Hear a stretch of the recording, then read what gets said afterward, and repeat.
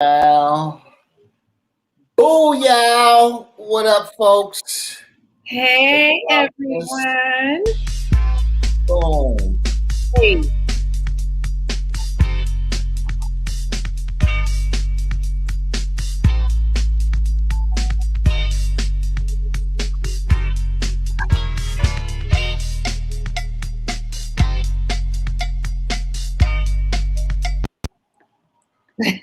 Well, again, I like that.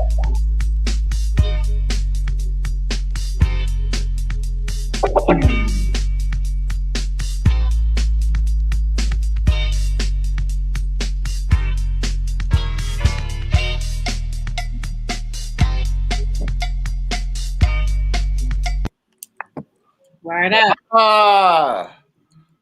There we go. Remove that. What up, folks? How y'all doing? How y'all feel out there? Yeah. I don't care. Hey. MC Shema. Oh, damn. Hold up. V's mic's muted. There we go. You in there, V? Where was you last night, Les? We was looking for you. Man, I rolled up for a minute, man, and then I had the U-turn, so I had to finish this shit for Young Rich, man. Everybody was there, Brody. Everybody. Yeah. I seen it cracking, man. I seen everybody happy, party people and shit was going down. Y'all ain't knowing Lamert Park is the place to be once again. Hey. New and improved. New and improved. It was fun. Yo, Poppin' Pete want to come on. Man, as he should. We got Poppin' P, Diggy. OG. Yep. Well, you know, ain't no reason to play around with it. So we're gonna get this shit popping. What you sipping on, Aphro? Some tea. Oh, try to keep that voice sweet, huh? Man, listen. Been feeling some kind of way. You got it cut with no bourbon, do you? Damn. Y'all don't want me in here like that. What's that? Is that a hot toddy? That's a hot toddy, right? He said a hot toddy. Got some alcohol in it. It's a hot toddy. It's a hot toddy, right? Tea with a little sting in it? No, just the tea. All right, folks, man, we got a good one today, man. We got hip hop royalty right here. Word up. He came from the other school and I came from like 2-3 schools. We're gonna get into it today. Word. Yeah. I need a pen. This guy here, man. True Cutty Mac. You know, unsung hero. But we're going to tell his story today and see how instrumental he really was to the migration of hip-hop to L.A. We're talking pound for pound. You know what I'm saying? It's like I know my boys, SBs, dabbled in it first, early. But pound for pound, like the whole look of bringing that raw essence, you know what I'm saying, to the whole hip-hop game. Right. Did it. This is one of the guys, we see him do the WAP first on Soul Train. Oh, snap. He say he didn't invent it, but he's the first person that we seen, do it at that time. Right. I seen him rock it at the Veterans Auditorium. Man. Yeah. I was there the other night. I want to hear about that. I want you and Kitty to tell me about that night because I wasn't there, but it's so legendary. So we're going to say that was one of the Groovers all-time nights. Yeah. They were very close to taking out the Romeos that night. We was at the Baldwin Theater when he made up the name ROBO-COP. Uh-oh. That's an instrumental dance, bridging the freak beat ultra wave era to the hip hop era. This dude here from Cleveland, the best thing since Bone Thugs and Don King. You didn't hear me, bro. Yeah. Bone Thugs and Don King. Who'd I say we love Bone Thugs and who? Who you say? Don King? Don King, bro. Shot. He's the next best thing. My man, Grover. Hey. Oh, Eddie Belly. What up? What up? What up? Oh, What's happening? So, brothers, Aphro, what it do? what it do? How are you? Excellent, excellent. Word up. Finally get to hear your story, man. That's what's up. That's what's up. Over the years, only missed a few steps, but it's just some shit I didn't even know. Like, I have no idea when you met being enrolled. So we're gonna get in all that shit today. Oh yeah, oh yeah. Yeah, a lot of shit you was talking to me about the other day. I was like, wow. What up, V? Yeah, What's up, man? All right. Aphro. What's How up? you What's doing? up? How Yes. you went biking today? That was I did last night. You were live too. You went live. Did y'all have fun out there? Oh man, all the time. That's what I'm talking about. Yes, That's yes. what I'm Yep. talking about. I went back there yesterday too. Hey, that's good too. That's really good. Hey, All keep that active. moves. I went rolling, right? And I went west. It was kind of cold, so I came back to the hood and it warmed up. So I went to the east. Well, you know, I am the founder and president of Bike to Power, and you know, we are all custom bike club. Word. And you know, Yeah. we rock all the stretch cruisers, the custom cruisers, Cali style. Yeah, And, yeah. we just have fun. Atlanta got these hills out here, so that helped me keep in shape. Yeah. Up and down these hills. But the age that we are, I don't really like going into the gym all the time. Uh-huh. So that's my best way of doing my cardio. And have a group about 15 in my club, and we good camaraderie, and we all like brothers and sisters, and we ride. That's what's up. That's Yeah. what's up. Y'all do look. I love how y'all look all uniformed. Y'all got y'all red and white. Is it red, white, and gold, or it's just red and white? Okay, yeah. Y'all are doing it. Y'all look great out there, and those bikes is dope. Yeah, we put in a little time, a little effort into it, and with the lights at night, we ride, but we roll up. So with COVID going on, right, we really couldn't hit all the like festivals and right. outdoor concerts. You know what I mean? Like I'm like yourself. I'm in Atlanta, so Atlanta was really popping with all the outdoor concerts and Wind Down Wednesdays. Absolutely. And, boy, I missed that stuff. But I know. They just had house party in the house music in the park. Yeah. Okay. Yeah, we missed that. If some of that creeped up on me. Now I usually go to the Cali picnic. Now that's usually off the chain out here. Really? Yeah, the Cali picnic, and that's how I go back to my Cali roots. You know what I mean? Right. my Los Angeles roots. Okay, so when you say the Cali picnic, now please forgive me, because I didn't even know. Like, look, I'm from the Bronx, and I had no idea that they had Bronx Day out here until like maybe about 3-4 years ago. Right. It's been going on for a while. So the Cali picnic, is that out here or is that out? Yeah, yeah. So it was a group of organized guys, I guess, from that started like a school spring break, kind of like what Freaknik was or something. Okay. And so somewhere started in the 80s, and I think they're in like their 24th annual, coming up. They should. I did see some that they are going to do something this year, but it's usually every 420. It's usually April 20th, 420. Right. That's usually the time that they have it. But it's everybody from like California, Oakland, Los Angeles, San Diego. And it was pretty good. It was a good look. It's usually at like the colleges, Morris Brown College. Usually that's where it is. But you gotta let me know the next time they do that. I definitely have to check that out. Yes, it's nice. That's what's up. Especially just to seeing everybody, because you see that blue and red out there too, but it's not like they gang banging, but it's where they put, but it's all one family.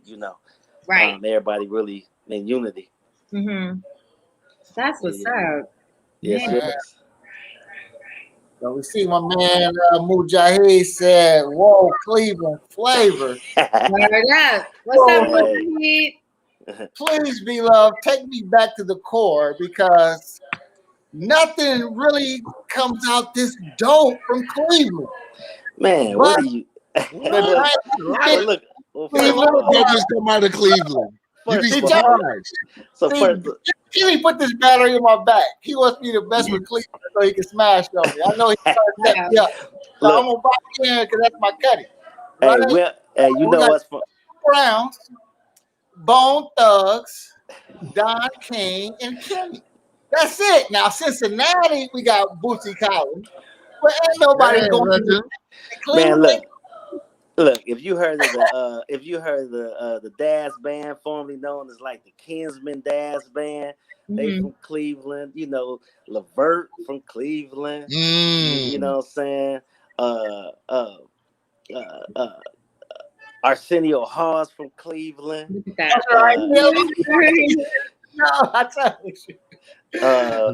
You know, all week. but see, Cleveland really embraced hip hop way back in the day. You know, it was really like Cleveland. I felt like, although, you know, growing up with hip hop and everybody said hip hop, you know, in the Bronx and in all the parks.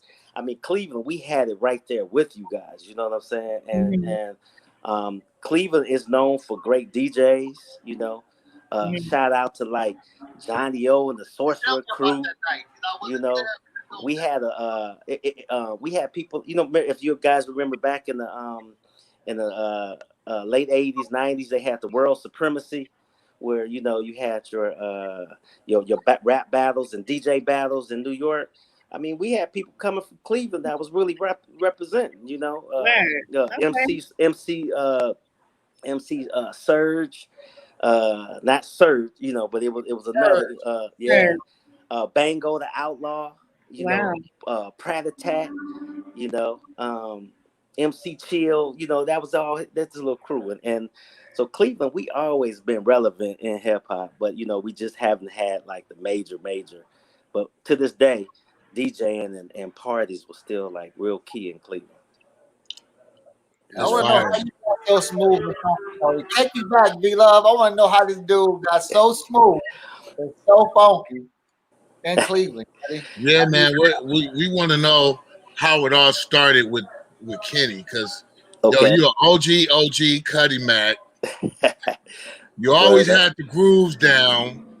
How did it start for you as a child? You know what I mean? Did it start at a teenage age, a younger age? Was it, you know, was it family orientated? Let's go. Just like most, I'll probably say it seemed like probably like most of the people that's been on the show. It started as a little kid, listening to, you know, I grew up in a family that had albums, and my mom, they had albums, you know. And from there, I think as a little kid, Michael Jackson, of course, you know, I remember looking at the Going Back to Indiana album, you know, and just admiring that album, you know, because that's the one that they had the fringes, you know, and everything. Yeah. And so really, I think one like family gathering, I just went off and just started doing Michael Jackson, you know, or, you know, imitating them. And that's really where it happened. So I had like a couple of older cousins, like, you know, like my cousin, like, you know, two, you know, Patty, it was my cousin Patty, Pam, and Steve. They were like teenagers, so they was kind of like Michael Jackson age. So what happened was they would go to some of the concerts, and my uncle, you know, was like a heavy sergeant. So he was able to get us like backstage to like a victory tour of like the Jacksons, kind of when they changed their name to the Jacksons. And I remember on the Shake Your Body Down to the Ground, I remember I was able to get, actually, we were on stage with them with Shake Your Body Down to the Ground. It was just the fact that just being that close, you know, to the Jacksons at that time, I was probably like, you know, 8 or 9, and my cousins was like, you know, they were 16, 15, you know, and that just always stayed with me. And so with the same one of my cousins, Patty, she got married, and I said, I got a surprise for you. And that was the first time I bust out Michael Jackson 25th anniversary. So of course I did the Billie Jean. Yeah. You know what I mean? So the most famous act ever.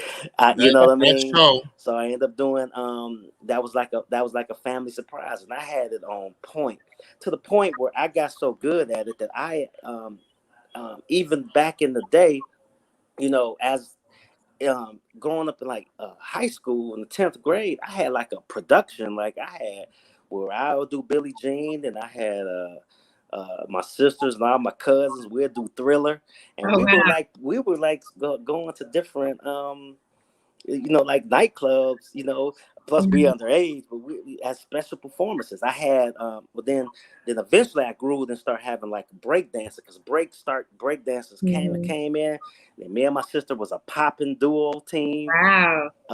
And so I had like a whole dancing production popping. I didn't break, but I had the breakers with us, Michael Jackson, Thriller.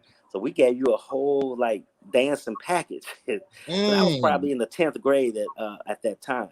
Of course, going to a lot of talent shows. I used to win like, I won like a Shaw, not Shaw, but I won like a Warrensville talent show. That was a high school, but there was every year.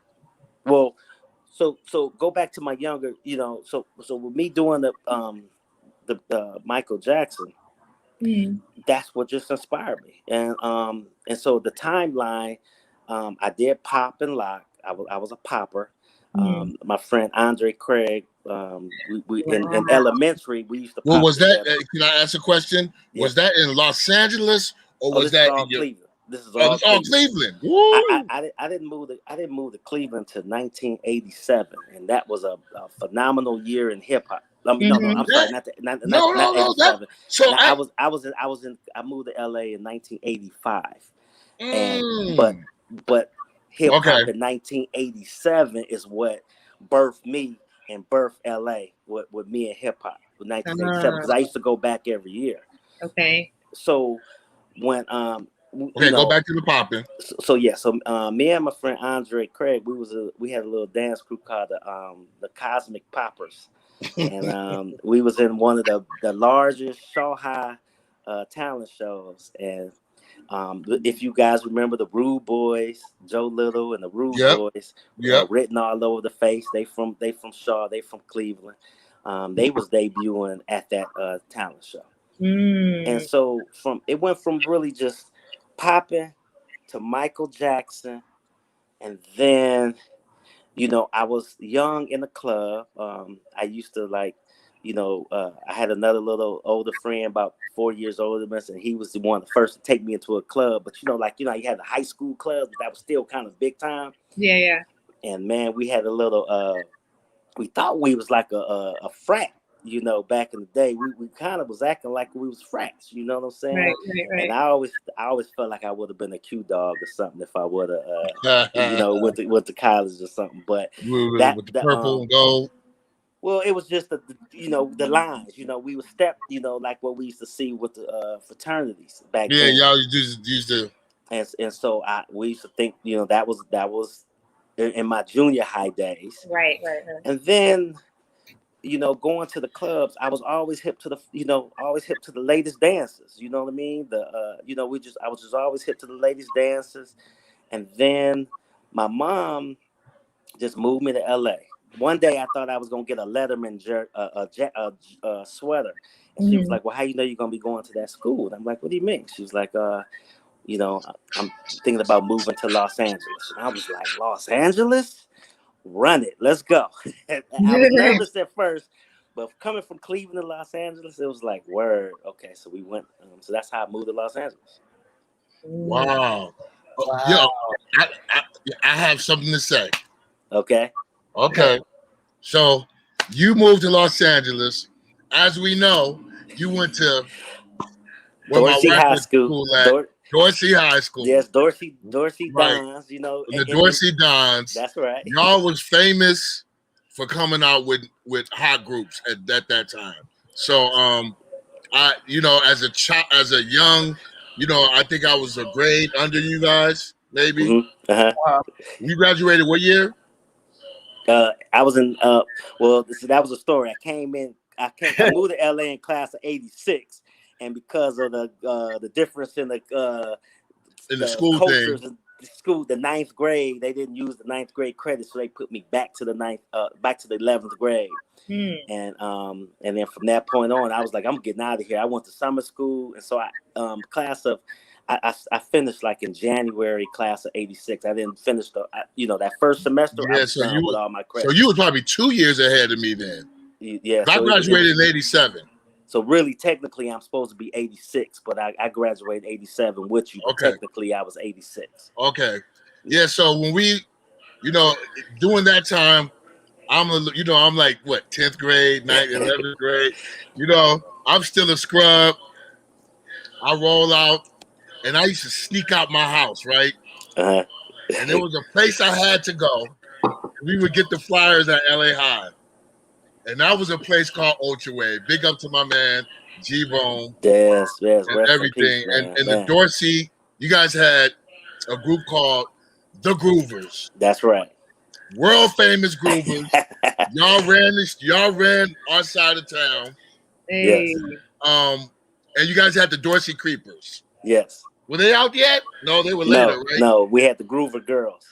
Yeah, you had the Groover Girls. And the then Dorsey Creepers came out of Dorsey too. Then the Creepers came out a little bit right afterwards. Okay, back to Groovers. Let's just go back to the Groovers. Yeah. Yeah, I got to go to the Groovers.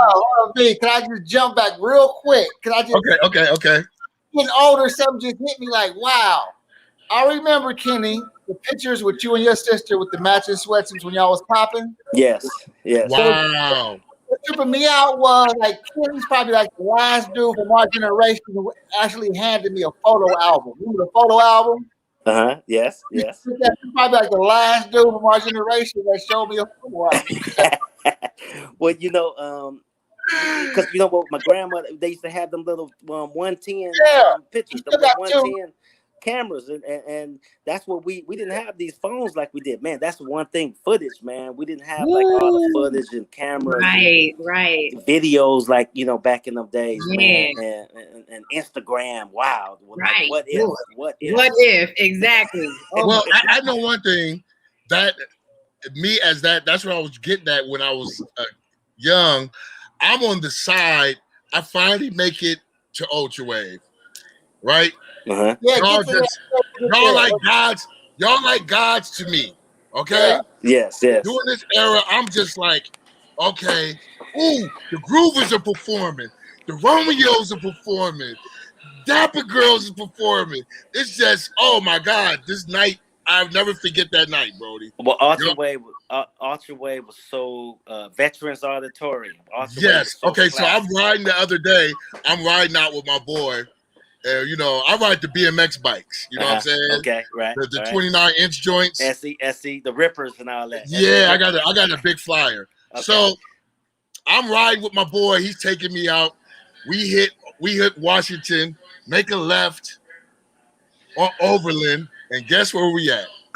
But is it still there, Veterans Auditorium? Yeah, we at the Veterans Auditorium. Okay. So I knew that night. I said, "Oh, I'm about to see Kenny." You know what I mean? So and that night, Brody, it brought back so many memories. That was one of my biggest nights of being at Ultra Wave, and it changed my life with the Ultra Wave scene. Was seeing y'all perform, and y'all hit this move and that one. So let me give you a little back history in how with the Groovers. Yeah. Okay. So the Groovers were already established. Big up to Bozak, Todd, Titus, Bradley James. Yep. Johnny, Johnny Icewater and KB Kimball Lynch. You know what I'm saying? They were already established at Dorsey. When I came there, of course, I was a little different. I was funny style. I had a different curl than California curls. My curl was a little different. You know what I mean? And but the Groovers was real clean cut. Yes, clean cut. They were clean cut. always was in a suit or real nice haircuts, and I came out with this long kind of like I came out with a long like ready for the world curl, because I was a rapper, you know what I'm saying? But Dorsey had the livest pep rallies. Oh my gosh, Dorsey had the livest pep rallies. So that was the first opportunity that I was just able to just have at it. And at the time, I knew how to do the WAP, and no one was really hip to the WAP except for one other person, which was Yesa. Yesa, I give her credit. Yesa was real dope at the WAP too. So General Lee used to always DJ our parties at the no, sorry, it wasn't General Lee. At the time, it was the World Class. No, not the World Class. Man, one of the guys died. Rockberry. What was G-Bone? G-Bone. Rockberry. Oh, Rockberry. That's World Class Record Crew, right? No, I thought that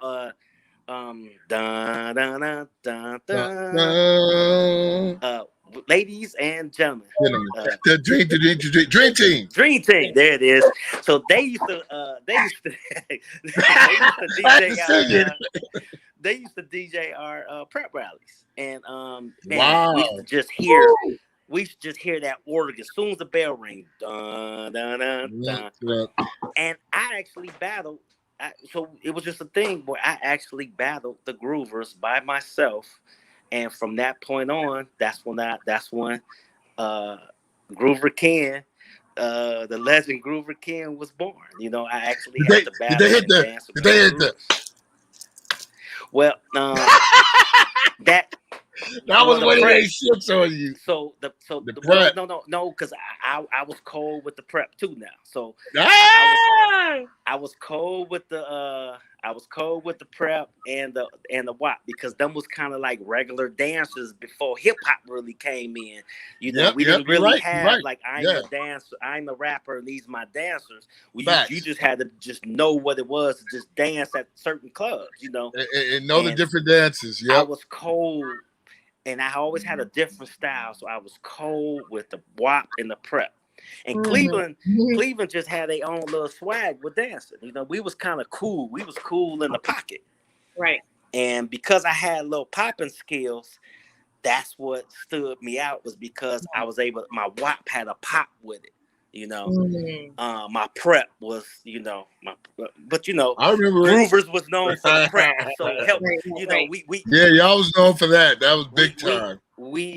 So I enhanced the Groovers, and so of course, we had some members in the group that didn't care for me. I was taking a little line from high school, so it was a battle about allowing me to dance, with the group. Wow. And at the time Ultra Wave came out, it was like happening so fast, because at that time it seemed like everybody school had one major dance crew that one was major, like, exactly. And so it was almost like you was dancing against your group and you was dancing against your school. It was like school rivalry. So but every pep rally, they just had to say, we got to let them in. So Bradley, at the actual contest. Oh, and V Love, just to correct you, the Groovers won that night. We didn't come in second place to the Romeos.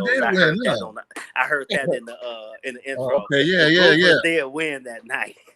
So, that was against the Romeos, right? Yes, that was against the Romeos. And what was the preps? It was like the Bandstand Boys. The Bandstand Boys. It was if the girls was in, I think at that time it was the Ultra Girls or something. Ultra Girls, but the was it the Dapper Girls that night? Well, it was all. I seen Joyce last night. Okay, so it was like all the original dancers was at this contest, and Romeo's was at that time. The Groovers was the first to win, and then that's where the Groovers met. Cutty Mack himself, Lewski, man, and Lewski was a judge. And it was like, wow, that's Lou right there. You know what I'm saying? Right, and so from that point on, he was like, man, y'all like I want y'all to be like our prodigy. You know, he told us about Soul Train, Cutty Mac. You know, he introduced us. Cutty Mac gave us showed us the finger and invited us down to Soul Train. That's how we got to Soul Train. But go back to that event. Bradley James did not like. I mean, Bradley. Well, I said it was certain individuals that didn't really care for me.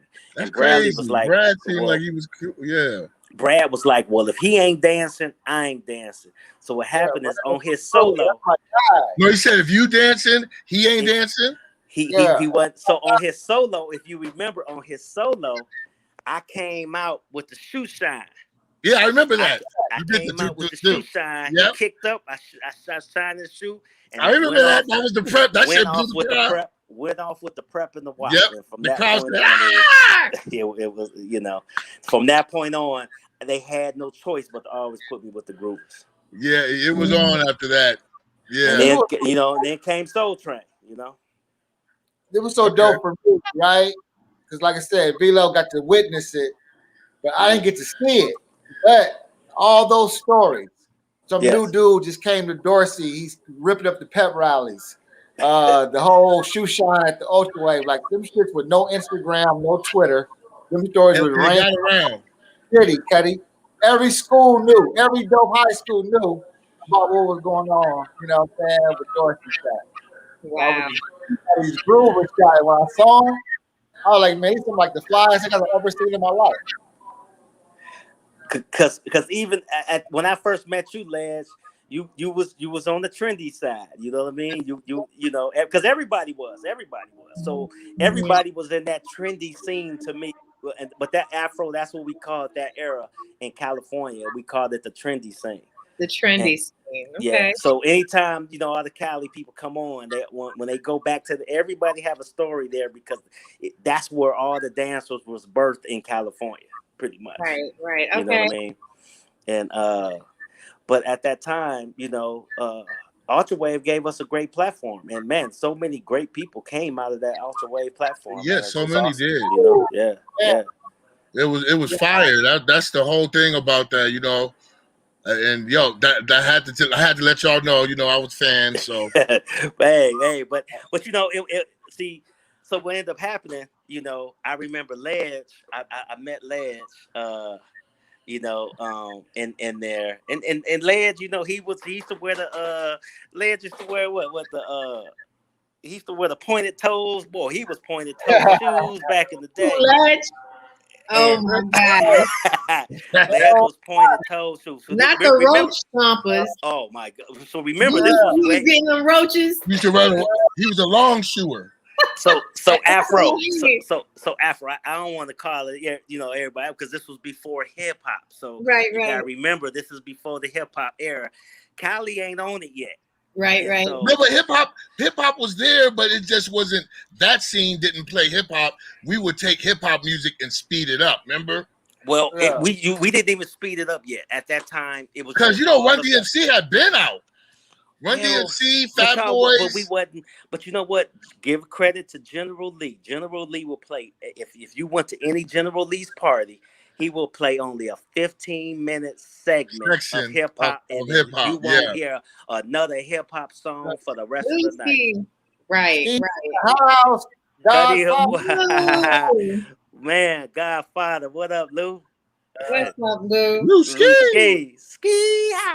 Just like here, right here, though, this transition, don't leave this out, Kenny, because this is where I really love the Soul Brothers at that time. I love the at that time. When y'all was able to dance with shampoo, press, and curl, but y'all was able to be the exclusive 1580 K-Day dancers.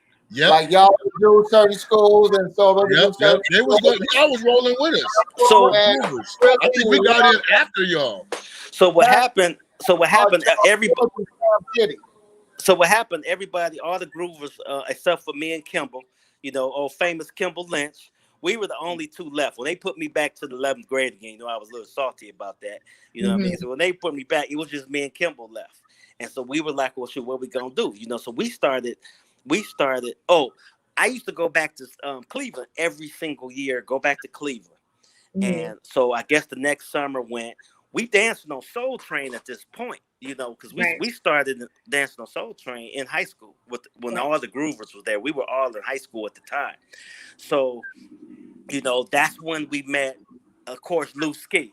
Lou Ski embraced us so much that Lou Ski kind of molded us in our style. You know what I mean? He helped us in our style to kind of go from that transition of the trendy era to in the hip hop, because it was starting to form, but here I am going to start going back to Cleveland, you know, in the summer, because every time I go back, they give me a parade, because, you know, I knew when I left Cleveland, I was like, man, I'm going to go on Soul Train. I'm going to dance on Soul Train. That was like a dream of mine. You know what I'm saying?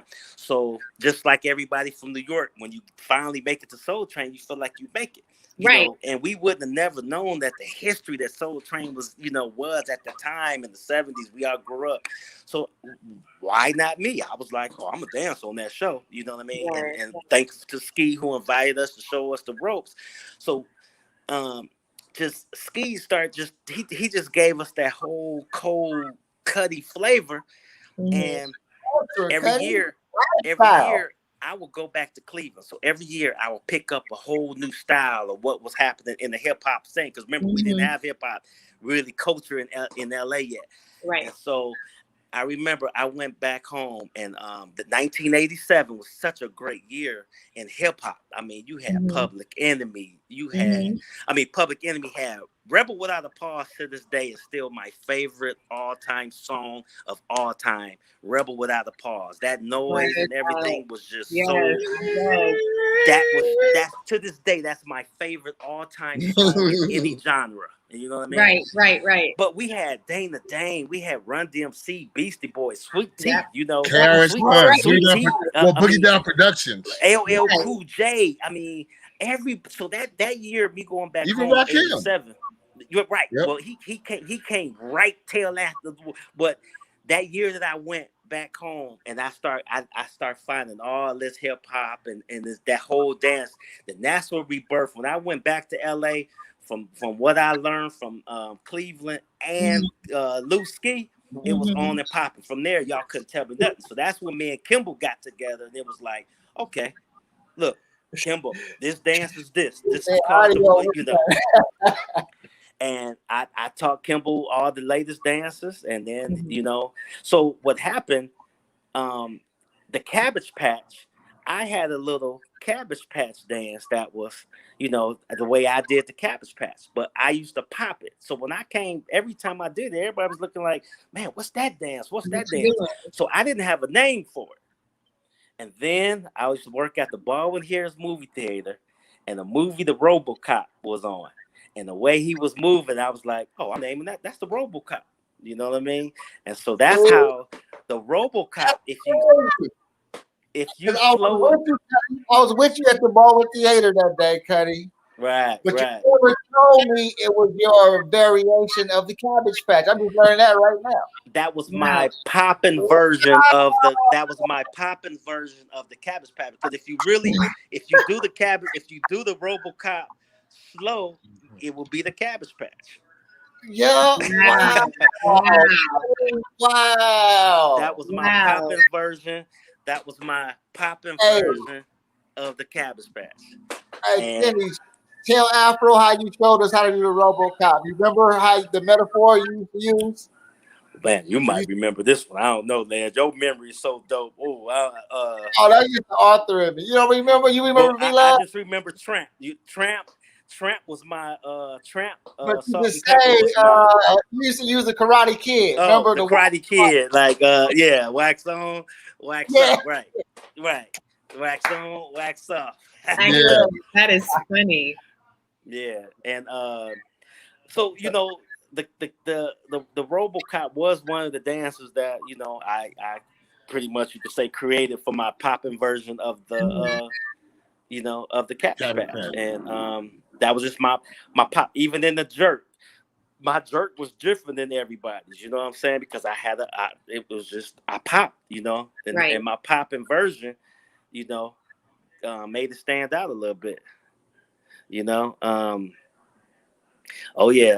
but so me and Kimball, we got caught in that, you know, when I started teaching Kimball how to dance. And so, like I said, we start going with K-Day. We was going to like all these different high schools. It was a little gospel group called the Idol Kings. And I remember Idol Kings.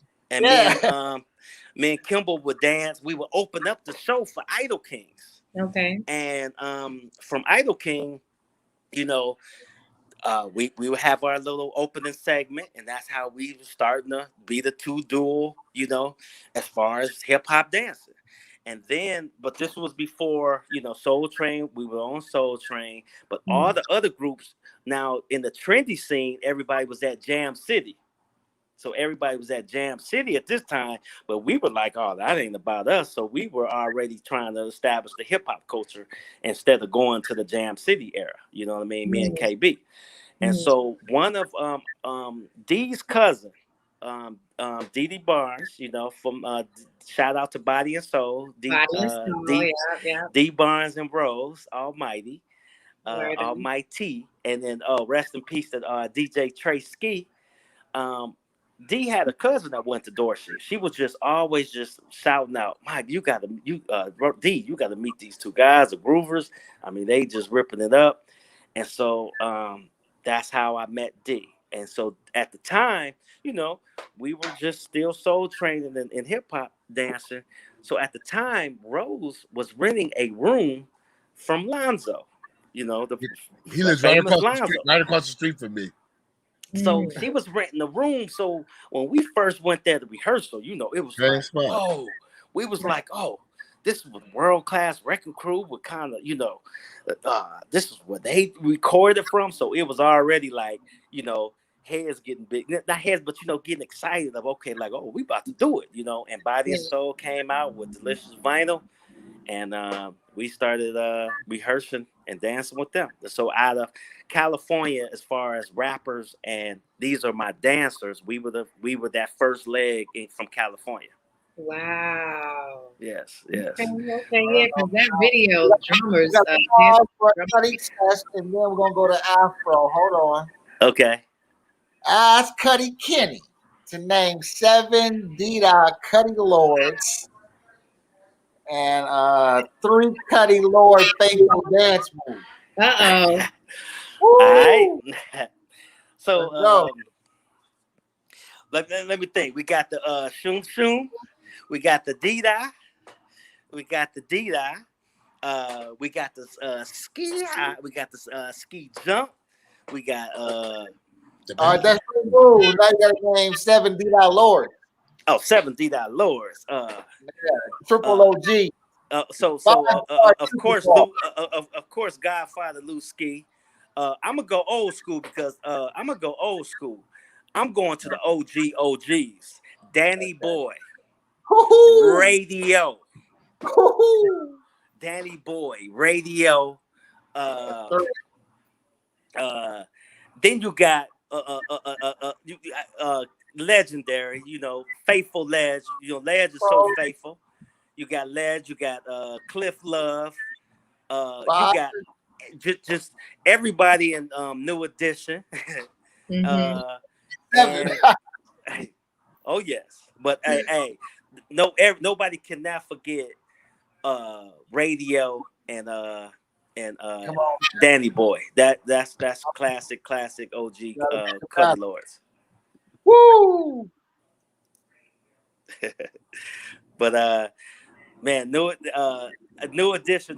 That's a whole thing. Even on Soul Train, man. I remember, you know, the good thing about Soul Train, you know, when we danced on there was meeting everybody, and it was always great to see, you know, New Edition when they performed, because, you know, growing up, we all, you know, they were like our same age, you know what I mean? And I remember they went from Candy Girl, but my favorite time was like If It Isn't Love and stuff like that.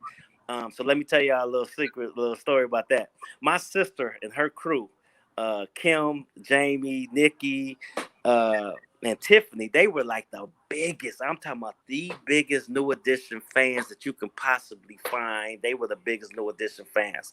And I remember that All for Love tour, one of them tours, it was in 1987. and I had to take them to the concert, you know, as a big brother, you know what I mean? Just to, and man, when I found out that this was where all the nice looking women was, and it was like, when's the next concert? When's the next concert? From that point on, I never missed a New Edition concert ever. Ever. Man, that was like an ancient secret. To go to a New Edition concert as a single man. Oh my goodness, that was like Cutty. Cutty. Nothing like it. So that is so funny. That's funny. I think my first concert that I went to was actually a New Edition concert. And I was maybe around 11 years old, 11 to 12, and my uncle took me. I will never forget that like it was yesterday. So trust me, you did a big thing for your sisters. I mean, trust me, to this day, until they separated and have their little differences, I was still going to New Edition concerts as a grown man. And I would take that from my sister as a grown man. We would still go to a New Edition concert. You That's know right. what I mean? They rock though. New Edition rocks. They get busy. Concerts but they were so faithful. They really still to this day have they like our generation, Frankie Beverly and Mays, man, they have the best concerts, man. Overall, it's awesome. Matter of fact, that concert that I'm talking about, it had Alexander O'Neal, Sherelle. Oh wow! It was like Alexander O'Neal and Sherelle and New Edition. Hey, Cutty Mac, Rizzy Mo said as New Edition, they still undefeated. They said they ain't took no L's yet. Of course not. Of course not. Like everybody. I was like, woo! I'm like, man, that's a cold record. They you know, it's faithful. You know what I'm saying? Okay. Fine. So I asked everybody this after hearing everything that you were saying. What's the one thing that resonated the most out of your experience in dancing? In dancing, that resonated the most. It's really just seeing smiles and you know, because I think when we was dancing in the 80s and the, like late 80s and the 90s at that time, we did stuff that people couldn't do. You know, everyone just couldn't rip a dance floor at a club. You know what I mean? And I remember, you know, the one thing I never really got a chance to go on a major tour. That's the one thing, you know, that you know, you know, I wish we could have, because we were so dope at the time. You know, ahead of the time.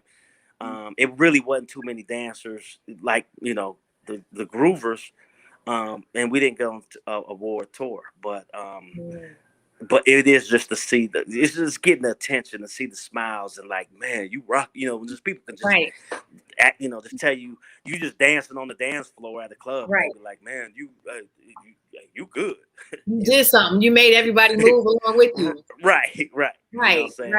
So that's what really resonate, you know, is just having that style and that flavor. I hear you, because y'all did that thing on Dance to the Drummer's Beat. Oh yes. Well, it was probably, so we were with Delicious Vinyl at the time, so we did like 3 videos at the same time, and that one it was different videos, not just that. Yes. Okay. Yeah. So that one was that was the first one. It was at Crenshaw Mall, and that was the one I think Pluke mentioned that she was in that video, and so a lot of the dancers, that was an opportunity to get some of that scene who start enjoying hip hop, that to you know, enjoy that video. See, so what happened is the transition.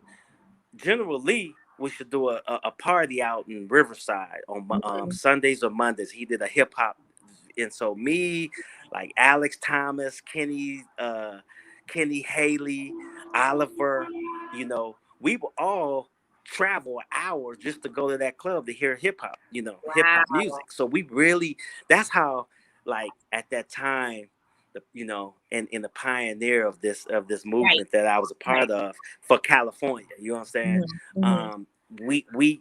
We had to travel hours just to really hear hip hop music, you know. And at the time, you couldn't do hip hop dancing off that fast, you know, off the fast beats per minute, you know, not like how beats per minute is in Georgia, you know what I mean? Now Atlanta is a completely different thing, you know, Aphro, because how we had that trendy scene in New York. You guys was hip hop. L.A. they were more trendy scene, and then Atlanta had that you know, they kind of like they booty bass music. You know what I mean? Mm-hmm.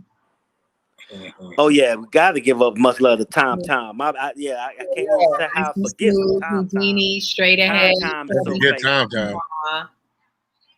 Yeah, that's what I'm talking about, Lucy. You better know that you're giving them shout outs. Oh yeah, I mean, well that Tom is that's overdue. Tom is that's second Godfather. You know what I mean? That Tom is yes. So what brought you out to Atlanta? Well, you know, at the time, I was a kid about 22, 23. The Body and Soul deal, something happened. We just so D ended up we were interviewed by Pump It Up. If you remember the video show Pump It Up, it was kind of like MTV Raps. And so we came on there like one of their first series of the shows, and D just stood out so much that they were like, after the interview, like, hey, the host we got, we want to have you as the host.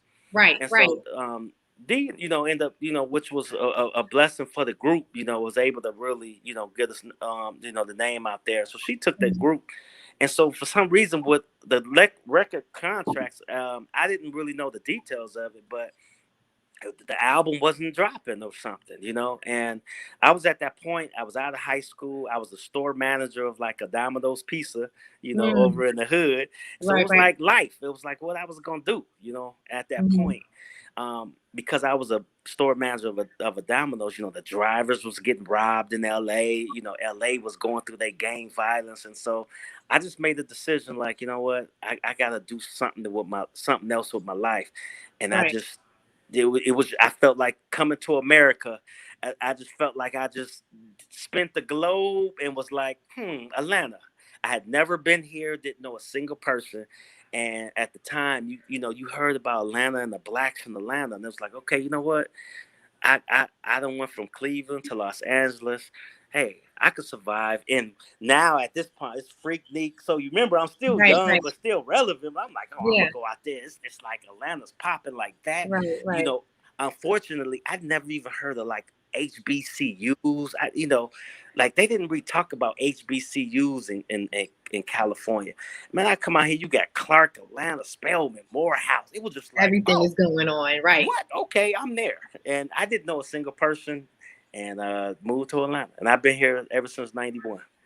Wow. So what you been doing? Like, what have you been doing? Like, I know the whole your bike squad is off the chain. So, but what have you been doing? Like, has it just been that, or have you been delving into music? Well, I just, you know, I totally just stopped. I just totally stopped dancing. You know, it got to the point Atlanta was a different culture. You know, the dating scene, the party scene. I was always in the 112. So that was my new thing. Being in 112, where you know, used to go to 112 in the 90s.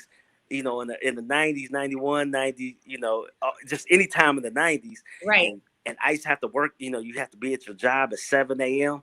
Man, you might look at your watch. It's 6:15. You're still on the dance floor at 6:15. You know what I mean? Still on the dance floor at 6:15. You like, I got to be at work at 7. It's daylight outside at that time, you know, coming from a 112. So at that time, that Atlanta was just like the cool spot, you know, coming from L.A., you know, and I was just working, you know, so you know, music start changing, you know, dating start happening, you know what I mean? Just Atlanta, you know, different. It was just off the, you know, and so at one point I just stopped dancing. You know, I didn't have the, you know, unless somebody always plays some 80s and 90s to this day. 80s and 90s. If I hear some 80s and 90s, I can still cut up, you know. Hey, that's what I'm talking about. I can still cut up, and but I just stopped dancing.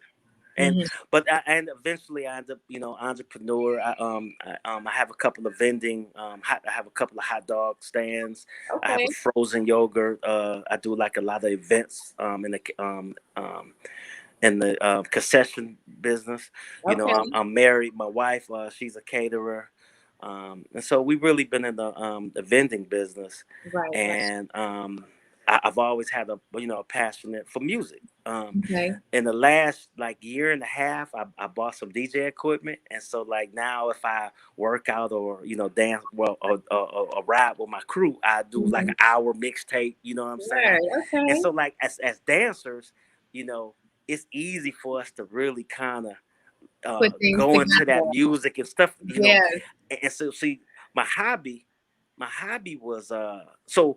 Back in the like in 2000, I was watching a Rocky movie. Rocky was my favorite movies, right? And so I was just so happy watching. This was like in 2000 and 2004 or something. I was watching a Rocky movie, and Victory came on. It was a Rocky song, and I was like, "That's Victory." I'm like, well, Busta Rhymes and Biggie, and I'm like, from that point on, I said I would never let an original sample get by me. So for about the last 15 years, finding original samples of all the songs, that was sampled, that we didn't know that was samples, in hip hop, I just really, that was my homework. That was like my hobby. So I like to make mixtapes. If I go to a gym or if I'm jogging or walking, I make a 30-minute or an hour mixtape. Going, you make it. I feel you. I feel you. That's what's up. That's what's up. But as long as the my bike my bike crew was called Bike the Power. That's Bike the DA. Bike the DA Power. We on Facebook and Instagram, and so. Right. So, and you said something about you guys do customs on the bikes and stuff, or custom. Yes. Okay. So we definitely have to get your information for that for anybody out here that would like to come, because I mean, you got some dope bikes. I was like, man, we had a B-boy on here, B-boy Quick. You know him? You do know B-boy Quick? You mean on one of your on the show on hip hop? We had him on here, but he's here out in Atlanta, and he rides a lot of those. Like he loves those bikes, and that's why I was wondering if you. No, I didn't know him, but you had someone on your show that I knew that's so dope to me. Rick Flo. I grew up with. Oh my God! I was about to ask you. Let me tell you something. I was about to ask you if you were related to him.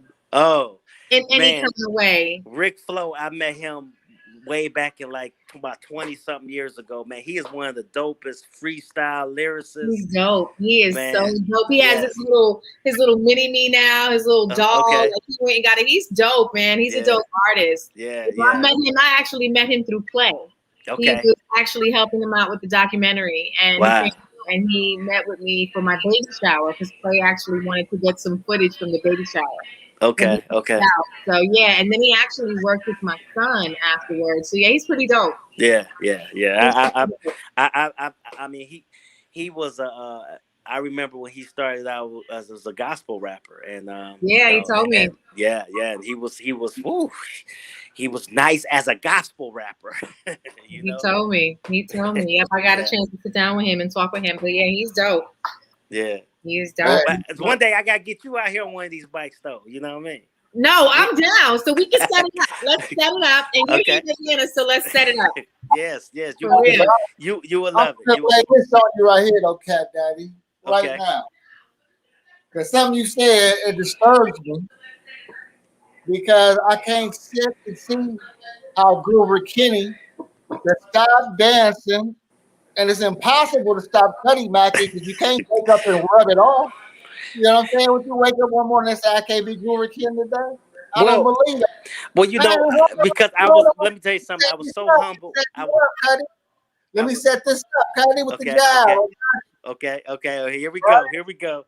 And then, before we even go to stopping dancing, there was a time when they used to say, L.A.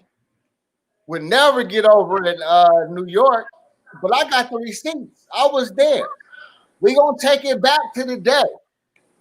Body and soul. The Groovers came in Laker suits to New York and ripped up the New Music Seminar. And not only did it happen, I'm going to bring in the cat that you ripped this floor and dance floor with. KB shot. KB, what up? What up, though? What up, fam? How everybody doing? KB. Hi. What's up, Aphro? Blessings to the queen. Thank you so much, and blessings to you, King. Yeah, that's my homie KB. What up? What up? What up? What up, legendary? What up, V Love? Cutty Mac.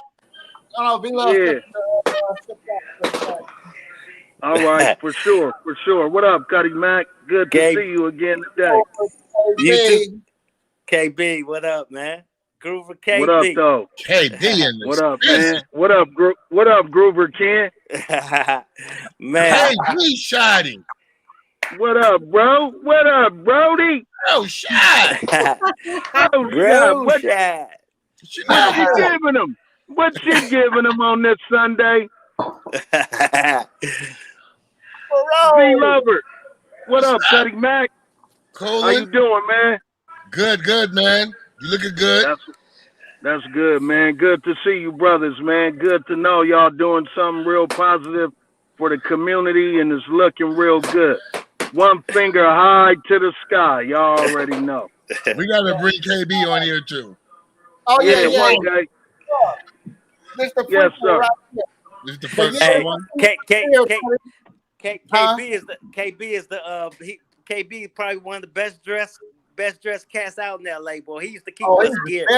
KB used to keep us geared up with my soul, boy. Very serious about his Cutty Mac. Very Woo! Yeah, Cutty Mackin, you know what I mean?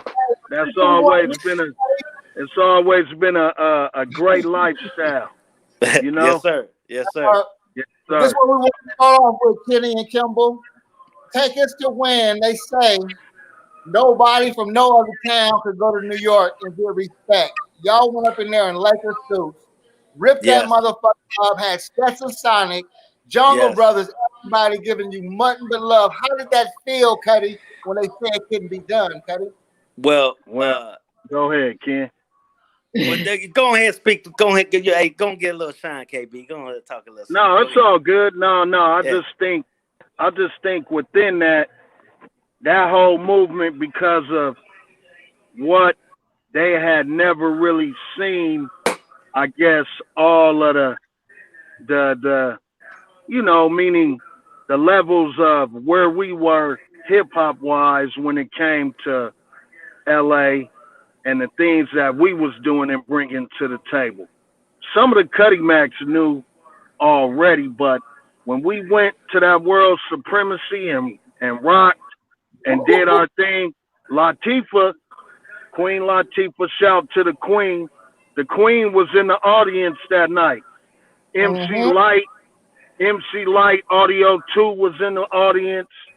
It was a big thing. Mikey D's. It was a bunch of New York family.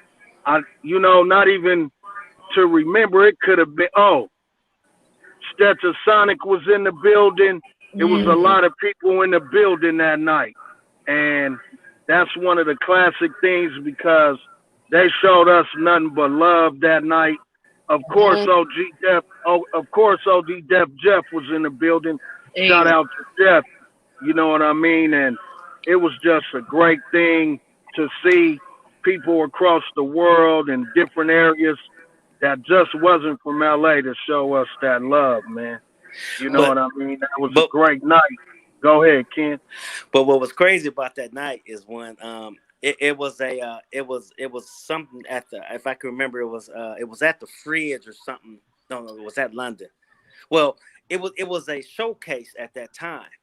And Body and Soul was on that bill as a showcase. And so when me and you first stepped out with them Laker jersey tops, man, we was getting booed before we even before like the first beat came on. It was like boo. It was like sitting at the Apollo. But by the time before me and you finished up, and then Sister D and Rose, once our show started, it just totally changed.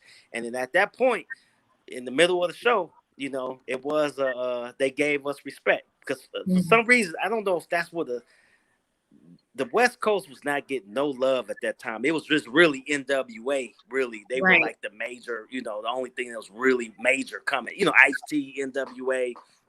and we really wasn't getting no love on the rap scene at that time. And so for us to come out with some Laker jerseys, and then here we are with, you know, the young ladies, it was like, boo, you know. But we showed them though. You know, they end up being a great articles written, and a lot of respect came from that night.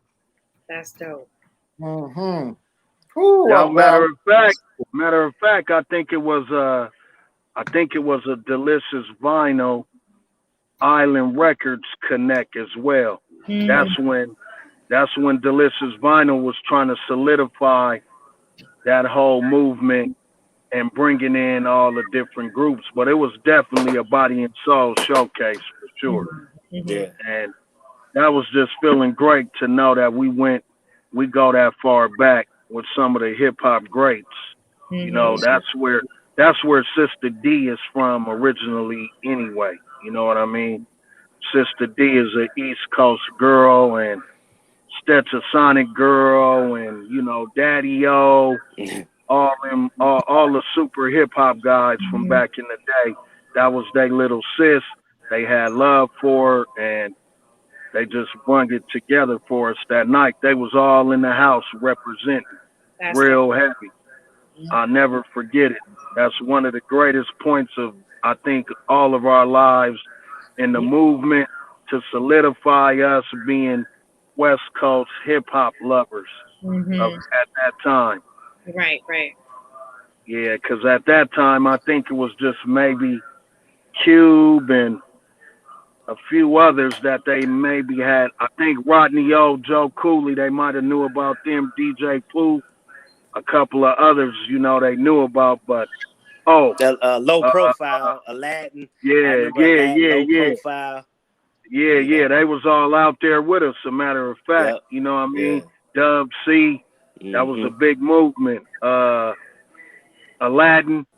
was out there with us, and I think it was a bunch of other West Coast. Rodney O was out there, so it was a big thing. It was just a big connection of the whole family coming together. Brother Ishmael X was out there with us. It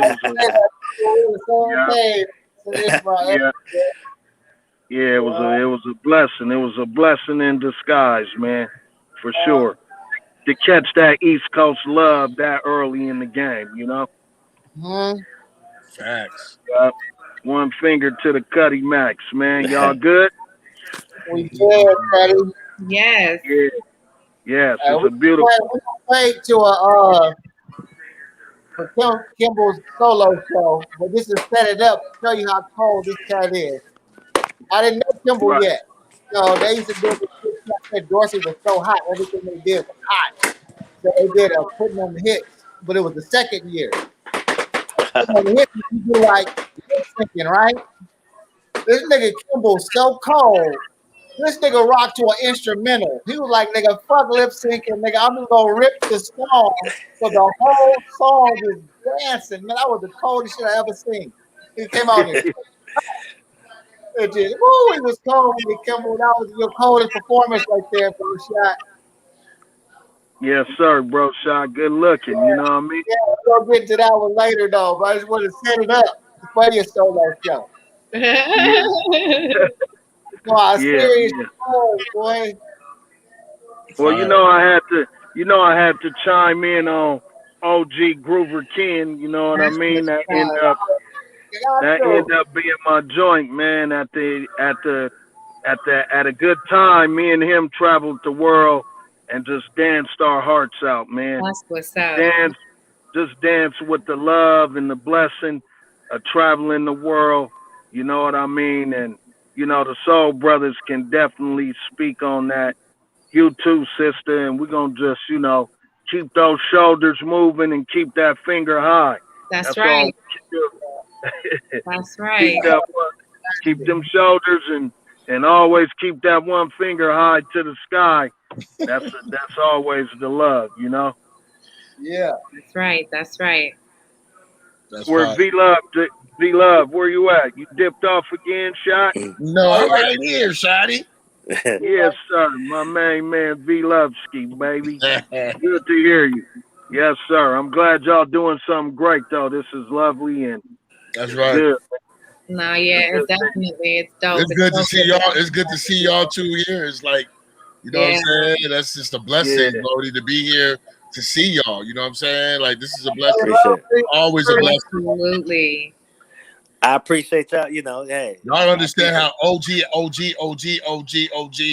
these two brothers are. Woo! Yeah, man. We appreciate that too, man. And y'all OG too, man. Y'all you know, the Groovers introduced us to Def Jeff. That's how we even got that. So wow, look at that. Yeah, that was so that was just the love I had for my home team. Yeah. You know what I mean? That's what's up. I always from the trendy era to that hip hop era, y'all was never no joke. You know what I mean? The Soul Brothers came and brung that. You know what I mean? And you know, I was telling Kenny a second ago, I was like, yo, that inspiration, that whole hard movement and all that shit, that came from me watching y'all. You feel me? So it was like, you know, anything I added to my shit was from y'all too. So it all made, you know, and then we all worked together as a group on Soul Train. Remember, we used to do all the routines together on Soul Train. That was a blessing too, for me to get to dance with y'all during that time. So man, that was one of the greatest things ever. Woo! And I can't never stop thanking, you know, the Cutty Lord, OG Lewski. OG Lewski. Lewski brought all that together. Yeah, you know he did, man. He came to the Veterans Auditorium, and it was history after that. You know what I mean? That year he came and was a judge, him and Tom, and Lou just lit up stages, man. That brother always been a real OG actor. One finger for the camera. Yeah. He gave us imaging, man. We didn't understand what it was to be and to do what we needed to do in front of a camera. Really, really, all in all, with no audience behind it. Imagine that. Right. Facts. So Ski been acting, man. I think in the time of it, man, at the time when he learned that he was nothing but an actor is when his acting went to a whole nother level. And I just respect Ski for that, for taking it from Inglewood, Rogers Park, Inglewood High, all the way to the stage, man, all the way to the worldwide TV, man. You know what I mean? That was factual.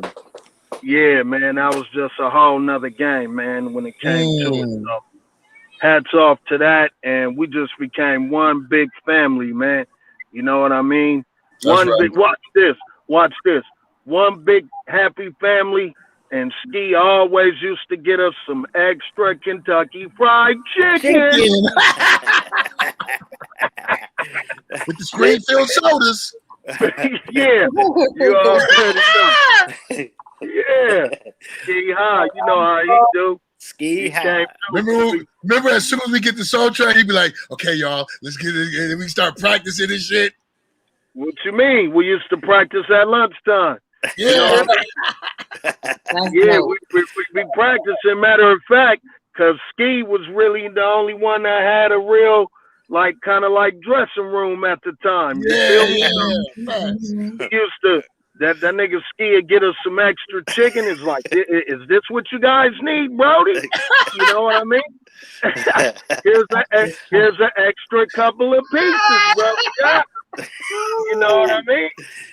Let's get these lines together, you know? So when we got to going down them lines, that was great. Me and Kenny was still in high school, so it just kind of helped us solidifying ourselves when people could recognize you from TV and see you at school as regular people. It's always a great thing. We opened up a whole big thing at Dorsey after that, man. And before that, it was going down. We had older OGs. That matter of fact, that first Ultra Wave, our OGs was there. And believe it or not, Leland Leland was a part of that OG movement too, from the veterans out of Leland is. Yep. What was the name of his crew again? They was called the Bigs. Yeah, the Bigs. Oh, and them niggas used to remember them. God dang. And Brody, they used to dance just like us, Brody. Yeah, they did. They sure did. Yep, same thing with the kicks, with the slapping to the ground. The slap to the ground. They used to dress like y'all. The whole thing. So really, they was like our OGs, Artist and Corky. Two of my OGs, man. Them boys used to wear spats. Shit, that was probably like my 9th, 10th grade year. Them boys had on suits and spats already. Wow. You know what I'm saying? Exactly. They was already Fred Astaire out the game. Already. They was there. Yeah, they was already. So just me getting that from them and working it into my lifestyle, it was always a big, great thing for us. Because it just went on down the line. We stayed at Aardvarks, and it was all history after that. I think it's at Aardvarks. Yes, sir. We used to love some Aardvarks. That's where I got my overalls from, Brody. Man, come on, Brody. You know where to go, man. Overalls, everybody started that. Was like, yeah. Man, I went to Aardvarks. That was the spot. Yes, sir. Yep. But the funny thing is, for a long time. Yeah, I chimed in, y'all. I'm at work doing my deliveries. I wanted to chime in. I got the missus with me. Hey. Facts.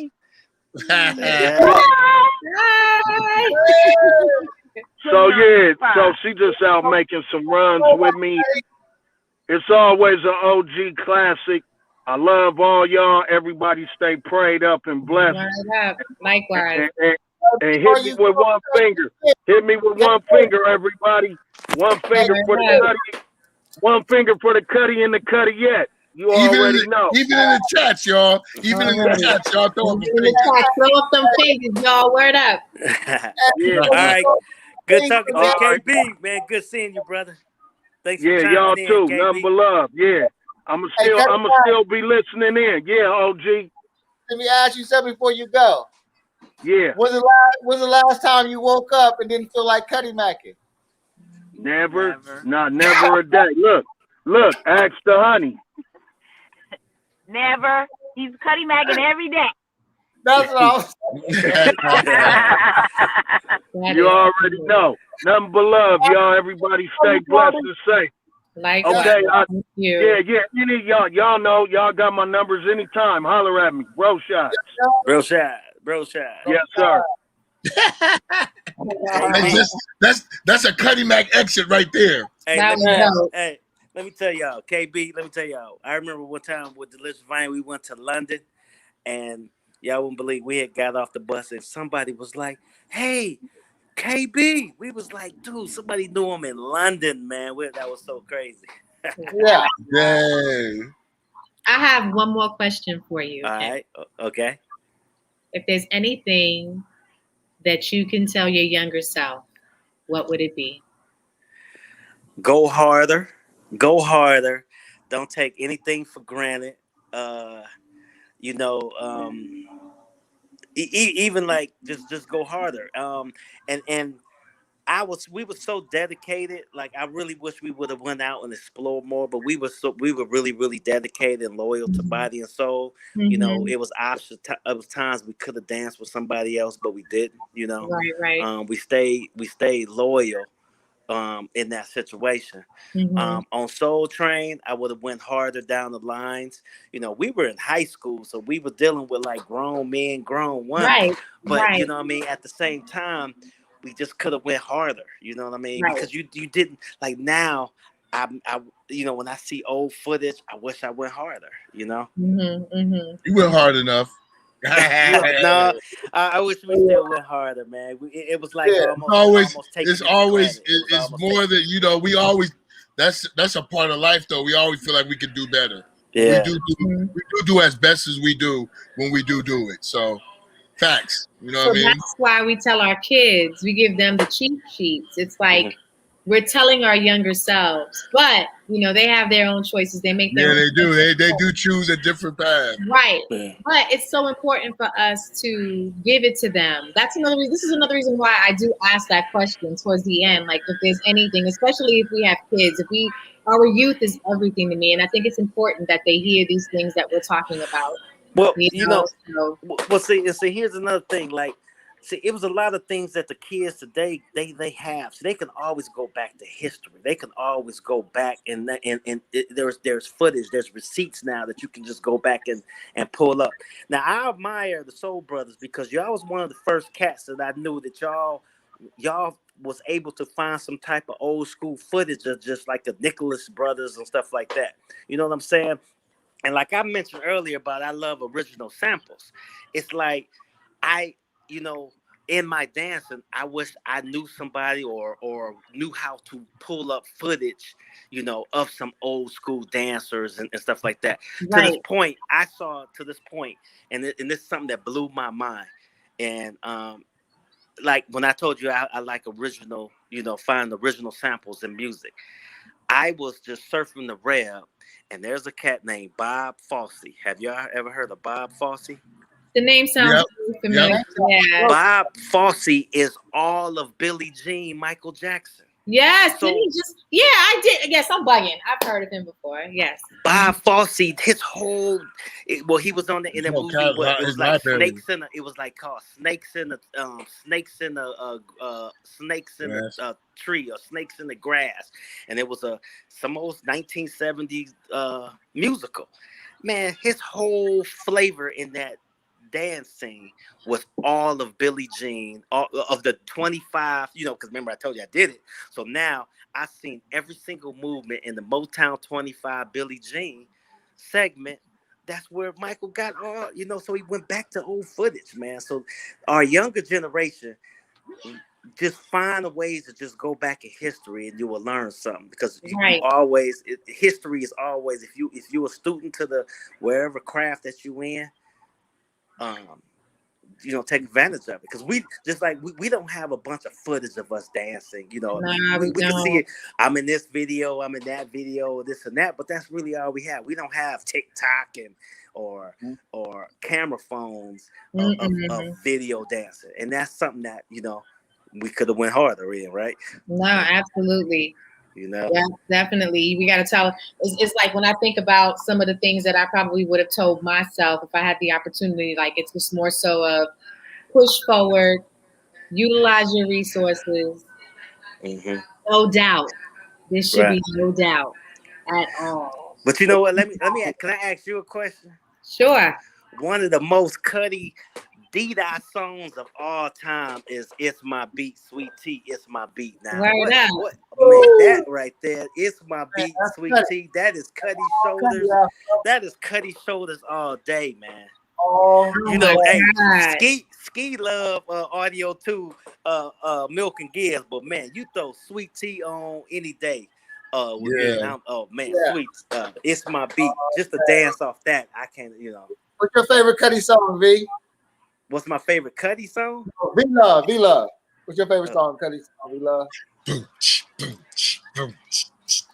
That classic. Was that That's always gonna be mine because it hit them. Audio too? Yeah.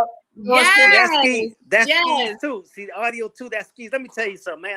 I got Sweet Tea. It's my beat. Souls of Mischief was Souls of Mischief was off the chain. Souls of Mischief. Just when you lost, that was a serious one. Anything nice and smooth was so cool. Hey, yo, another one of mine. I know you guys can't disagree with this one. Microphone Fiend. Oh my God. Are you kidding me? Going in. Are you kidding me? We going in. I brought you back with that one. You really did. Wow. That's a good one. That was last talking about calls. Y'all was like, Brody, why you didn't tell me Microphone Fiend was so cold? You was like, what? You ain't knowing? Because I was really into Musical Massacre, Lyrics and Fury. I love Microphone Fiend, but I was really into those. I want like every aspect of the song. But I was Man, I've been listening to some Rakim old school. Good Lord, he started from the root into the tutor. But, let me tell you something. I remember as a Soul Brothers, I remember one time y'all was practicing because see y'all, when y'all was one of the first to kind of start hitting the floor, because we was up rock, don't really leave our feet too much, and y'all used to kind of leave y'all feet. I remember when y'all used to leave y'all feet a little bit, and y'all feet work was so dope. But I remember, man, y'all came up with something like Rakim, the ghetto. That was y'all danced off the ghetto one time. I was like, Yeah. Craig and all that. Because V Love, you had like the coldest spin. You would come out of a move and have the coldest spin. V Love, I was tripping because have you guys seen the Wu-Tang movie? I didn't see it. The newest one, the show from the documentary. The documentary. Yeah, no, the Hulu one. Oh. I think it was like a documentary. It was a documentary. No. It was like the movie. Okay. So, but it was like a series. It was like a 6. Well, okay, I saw it. I saw that one. Okay, so, yeah. So there was a part in there where Rakim's album "Let the Rhythm Hit 'Em" came out. Did you see that? And everybody on the blocks was playing the ghetto and all that shit, and that shit brought back memories for me. Like when it came to us and that, because we took that album and we tore that album apart. I mean, we made a routine of probably every song that they had on that album. That's dope. So when we'd be like, we'd be like, do the ghetto routine, right, lad? Do the ghetto routine. And it'd be like, we would know exactly what to go to. Hey, Aphro, what was like one of your most favorite dance songs that just, if it came on, you would leave a partner or you would, leave the bar. If it came on in the club, what was like automatic for you? Raw. Oh yeah, I get. Well, yeah, I could be. I don't have to be at the club. I could be at school in the middle of a conversation. Anywhere. As soon as it would come on, I'm like, It was that's like, some hip hop. Yo, that's some hip hop shit right there. For real, everybody knew up at the high school, like, yo, she's about to get busy. Like, I would just run up on the wall, get my slide on, get up, and just be like, what? Are you kidding me? That shit pulls something else out of you. It does. It does. The rhymes and the beat. That and there was another one too by Daddy Kane. That other one, Set It Off. Set It Off. Yes. Oh my God, that's Running Man material, and I'm going from side to side with that shit. Like, y'all know what's so crazy. Y'all know what's so crazy. Even when like after our hip hop, it went kind of into the New Jack Swing era. You know what I mean? Right, the dancer kind of. I hated that era. But man, us and that Running Man, we will run. That was like, you don't even see nobody ever doing the Running Man no more. But that was like one of the coldest. Get on your cardio. You tire afterwards. Everything. The Running Man. You like Guy, Love? Huh? You like Guy? I thought you liked Guy. Oh, I love Guy. Okay, yeah, I thought you liked Guy, Cutty. Until my wife started, she ruined it for me because she's a singer, so she started pointing out shit like Aaron Hall would be off note right here. I was like, oh. So I started hearing him off note, and it started fucking with me, and I'd be like, oh no, you ruined my Guy experience. That is so funny. But yeah, in the house, you missed a classic, Trini. Say what? I missed. Trini in the house. Say what I missed. You missed a classic, Cutty. A Cutty. What's up? Yeah, man. Glad you're here, man. Yes. With the so glad. Kenny been hardcore questions, so I gotta tear him up real quick. Yeah, you gotta get him. This was dope, Kenny, for real. Thank you for coming through. And oh yeah, give everybody the information as far as the custom biking and all of that. You know, definitely give us the information where we can find you, website, if there's a website, especially with your vending services. We can go ahead and hook you up on that too. Right. Legend, you go ahead, Legend. You gonna hit them the questions? Oh. Yeah. But I was gonna let him give his information on. Well, since things are still opening back up, previously, Aphro, I used to be set up at the World of Coca-Cola in the aquarium. Okay. So, that's where my hot dog stand was. Okay. So right now, I'm just going through some permitting situations that I have to work on right now as far as where my new location. But I'm also working on some locations at the Beltline.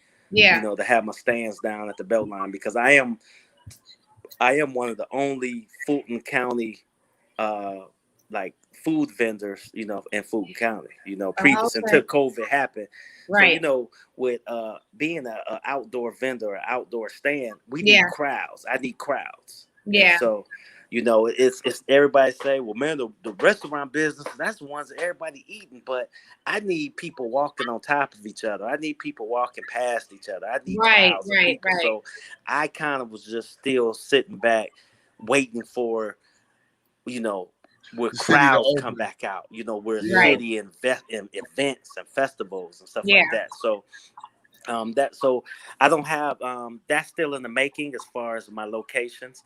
But you know, just like you guys put up Bike to Power, we are on Instagram and Facebook. And this is just a culture that's man, you'll be surprised at how many people that have, you know, some bike clubs. Shout out to Detroit. You know, Detroit has probably about 60 bike clubs in Detroit. Wow. That's like the motherland. You know what I'm saying? Wow. We travel with it we travel with it as well. Like, so there was a crew called the Rotten Peach Riders. They did an intro here in Atlanta, and about 300 something people traveled to Atlanta last about 2 weeks ago. Labor Day weekend, everybody be at Coupe Day in Detroit. And then Father's Day weekend, the 19th, 20th of June, we'll be in New Orleans for a bike fest in New Orleans. So the good part about that is we take care of the home front. My club, we ride on Saturdays. We call it the Soul Roll. So Soul Roll Atlanta. And we ride locally, but when we come together, we do travel and go to different states and you know, and ride with the other cultures and the other clubs in different states. So the camaraderie is real in the bike life, and you know, it is nothing. Yeah, bike life like, is shit. Nothing like it's good. It's healthy too. It's good. That's good. Yeah, I'm having a ball doing it. The last 4 days, I've been just. Yeah, it clears your mind. It's just seeing nature, and it's like being on a bike is just, it really frees your mind. Yeah, it sure does. And it's nothing like it, and exercising, and you know, it's nothing like ride with a group of people when it's like 30. It's fabulous. It's so fun. That's dope. It's so fun till you try that. Because I custom my bike right now. I've been doing my bike. Yeah. But you know, I'm on a BMX bike, so it's a whole bunch of BMX riders. And we've been riding, but I'm trying to get more brothers involved. You know what I mean? Oh man, and that's just go ahead and just keep at it. You know what I mean? Yeah, I'm about to start. I'm about to do one out here for the BMX, but it'd be dope. It'd be dope, you know, to bring something out here too. You know what I'm saying? And ride with us. You know what I'm saying? Yeah, but, you know, you got to bring the bikes out. You know, it's this cat called in New York called D Blocks. He's like D-Block. Really clean. Man, I rode with him. That's who I ride with. I ride with a lot of those cats that be willing. I rode with them All-Star Weekend down here in Atlanta. It was about 250 deep then. All youngsters on the Willis. I got an SC bike. Yeah. I got a big flyer. Yeah. So I ride with everybody, man. Although I'm on a single-speed cruiser, I ride with everybody. But y'all bikes are fat. Those shits is like custom. They are dope. Yeah, and you know, and it's a beautiful thing coming out when we all custom, man. I mean, it's and then like y'all show up. Phones, it's just like, everybody got their phones out, honking horns at us. You know what I mean? Honking horns. You know, all that when we Yeah, ride. yeah. I'm gonna get you out here one time with this Aphro on the low key. Yeah, you need to go out there, Fro. You need to go ride with him. She gonna end up getting her a bike watch. Hey, Aphro, have you ever been on like the East Side Beltline and all that? I have. Actually, I just went on like maybe about a good 2 months ago. I actually went out there with my kids and I love it. I love it. All right, cool. Love it. So, but yeah, just invite me. Let me know. I'll come out. All right, we go. I'm gonna get with another group and we're gonna probably have a ride with the kids and I'll let you know that too and put the kids on the bike. Okay, yeah, let me know. That'd be fun. All right, lads, I'm ready for you. What up? Ready? Yeah. Hoover from Body and Soul. Yes. Came to Ultra Way via Cleveland. The walk, the surf, the jerk, and the ROBO-COP with his trademark dances. He was exclusive dancer along with the SBs and shampoo pressing curl for KJ. Right with my cold brother KB. So you ready, Kenny? All right. You're ready, Kenny. What up? What you got for me?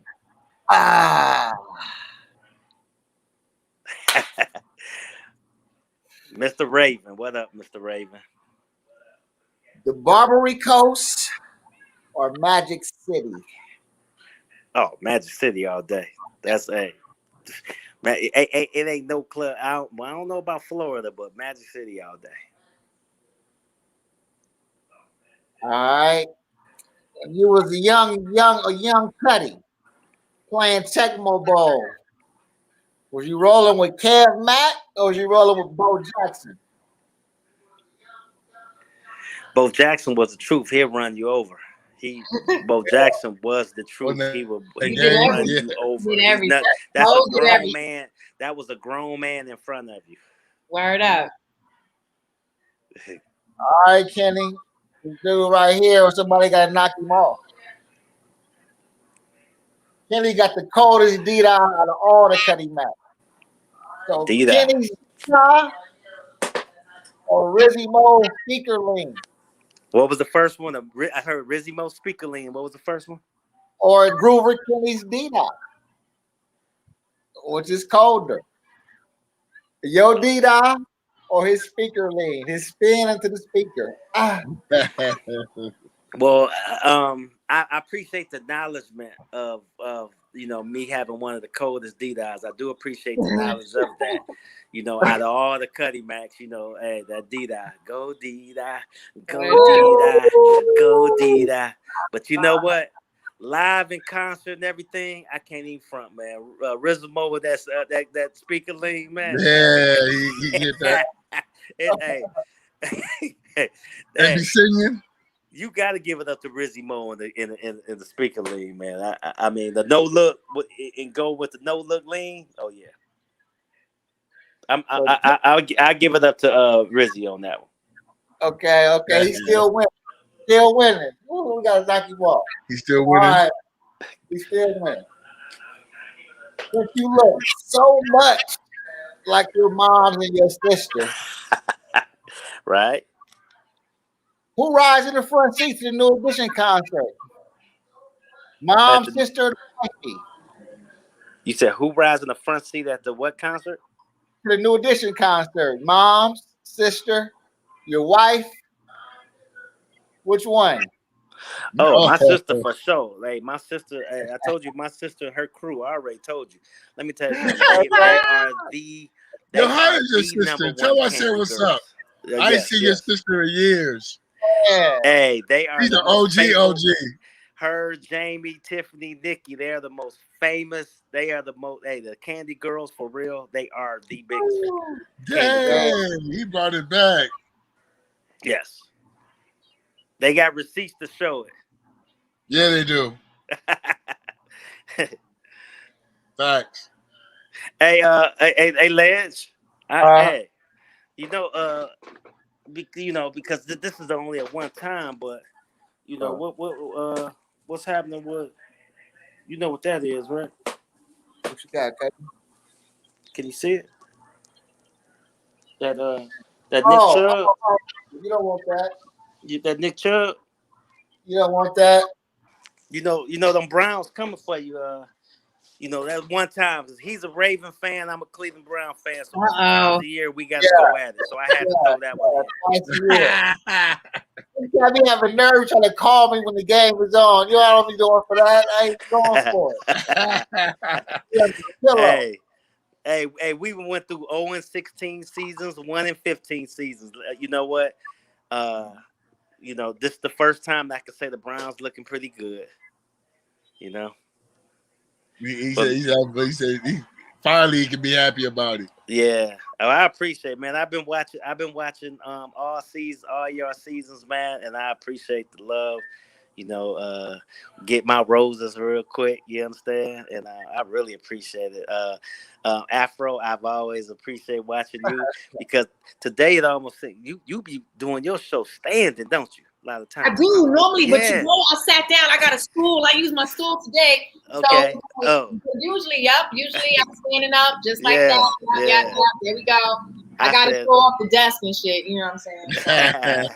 I didn't know she was standing up. Yeah, she the whole time I was sitting on the stool, but I'm standing up now. Yep. This was dope, Kenny. Thank you for coming and sharing your awesome story with us. We truly, truly appreciate you. I mean, I know I appreciated hearing all of the stories. And of course, I love hearing about the broskies doing things back in the day. It is like, y'all take me down memory lane and always good vibes. So thank you. Yes. And, but it's sometimes I'm glad that you do, you get a chance to, listen because when it's your New York folks in here and y'all be talking about all the little clubs and us Cali folks, we be like, okay, I know the feeling. Trust me, because I was sitting there like, I wish I was there too, guys. I want to laugh too. Yeah. Hey, but everybody's experience is something special. That's what's so great about hip hop dance stories because it's two coasts. You know what I mean? Right. You know all the history on the New York side, and they got all the history on the West Coast side. So it's a great mix. What's so dope is hip hop is such a universal language. Mm-hmm. And when it comes to hip hop dancing, like we could all relate. It doesn't matter where we're at, and it amazes me to see some of these dancers that are like out in China, out in Africa, and it's like at least when they're showing us that they love the old school dancers from back in the day, the music, I sit back and I'm like, I feel good about that. You know what I'm saying? But it's something that so many of us recognize and we can relate to so many stories. So again, thank you for sharing yours. And I have one little small story to share if you guys don't mind. This week is my 1 year anniversary. So shout out to my wife, Cheryl Roseberry. This is our 1 year anniversary. But look at the way things happen because I was telling you about my Cleveland story. Mm-hmm. She was my 5th and 6th grade girlfriend back in the 5th and 6th grade, and just. Time went on. We found each other on Facebook. We lived in different states. She was in Texas. I was in Atlanta. We linked up. It just so happened to have a daughter that lives in Texas, and that's how we connected. And we connected back, and we've been married for 1 year. So it's our anniversary, our 1 year anniversary this year. It's your anniversary. That is a blessing for real. Yes. Congrats on your happiness for real. For real. That's fine. My soul brothers, man. I appreciate y'all. It took a long time to get me in here, but hey, I'm glad to get. No, but it was right on time. Thank you for coming. Say hi. It's right on time. Zach Lackatoon. What up, Cutty? Ooh, yes, back. Looking wild. Yes. Okay. Yes. Yeah.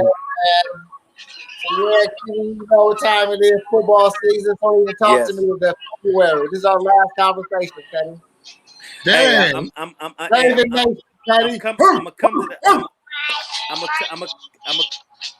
come to the Browns and the Chargers game. I'm gonna come out there on that one. L.A. Chargers and the Browns game. Man, you know you better call, Cutty.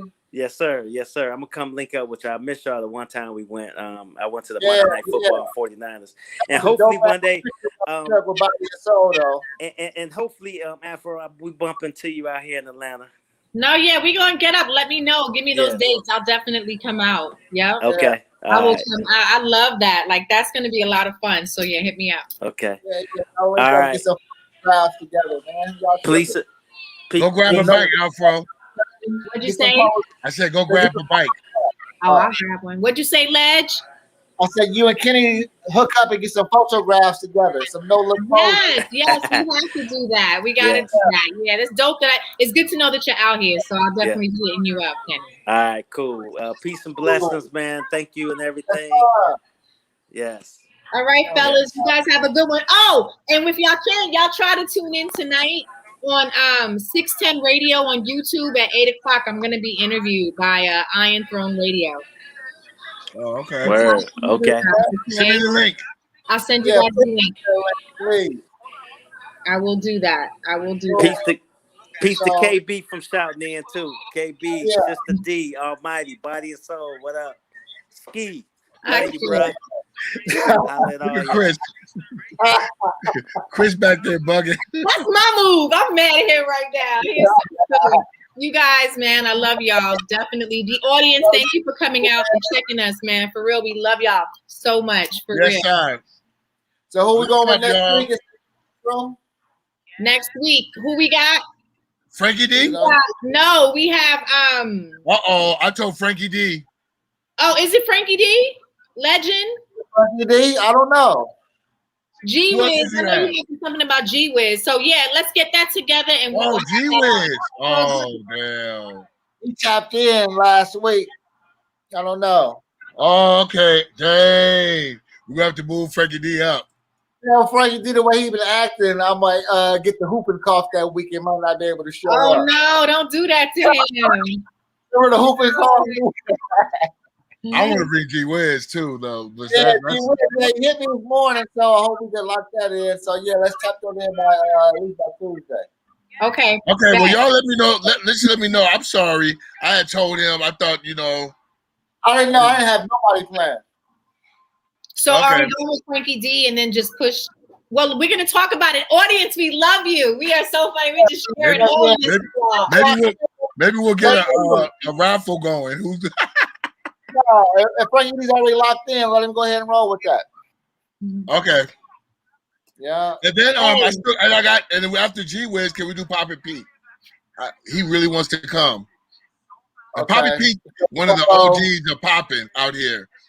Frankie G Wiz, Poppin' Pete, the girl from Arrested Development. And we're gonna go Maharaji. Like I bought Maharaji shot from Seattle. No, Maharaji, he gotta be one of the grand finales, Brody. Well, we got Shane Johnson. And speaking about the grand finale, we already on. I mean, what season are we in? Let's pause at Poppin' Pete. This is about to be the end of third, right? Okay. So we're about to go into fourth. So yeah. We're gonna pause at Poppin' Pete and see where we're gonna go from there. Okay, let's go. Maybe we'll start it off with Maharaji.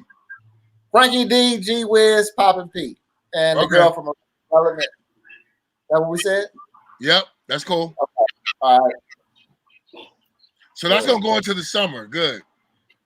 Cool. Mm-hmm. Yeah. All right, man. Okay, bless up, y'all. I love y'all, man. Have a good one. All right, bye. Bye, everybody. Mwah. Boom.